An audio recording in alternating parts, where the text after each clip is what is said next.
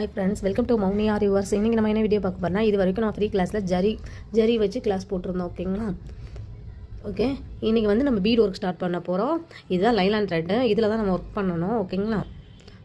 நான் ஒரு லைன் போட்டிருக்கேன். இங்கே பாருங்கள், ஸ்டார்டிங்லேருந்து எடுக்கிற நரம்பு லைலான் த்ரெட்டுன்னு சொல்லுவாங்க. ஓகேங்களா? நான் கீழே இன்டர்நெட் கொடுத்து நான் எடுத்துருக்கேன். ஓகேங்களா?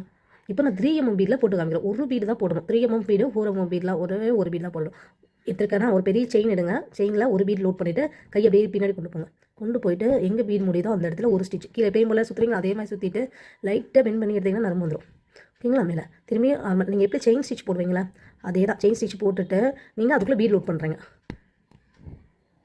3mm பீடு ஒன்று தான் நம்ம ஸ்டிச் பண்ணணும். ஸோ இந்த லைனாக த்ரெட்டோட விலை வந்து ஒரு 25 தான் வரும்.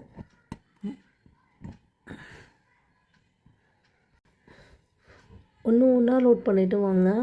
பாருங்கள், ஒன்று போட்டிருக்கேன். நீங்கள் என்னோட நீடில் பார்த்தீங்கனாலே உங்களுக்கு தெரிஞ்சிடும். ஒரு பீடு பின்னாடி கை போகுதா, போட்டுட்டு குத்திடுங்க. திருப்பி ரொட்டேட் பண்ணிவிட்டு மெதுவாகிடுங்க. ஒரு பீடு நீங்கள் சுகர் பீட் போடும்போது மட்டும்தான் 2 போடணும். மற்றபடி 4mm பீடு மற்ற எந்த ஒர்க் பண்ணாலும் ஒன்றா தான் போடணும்.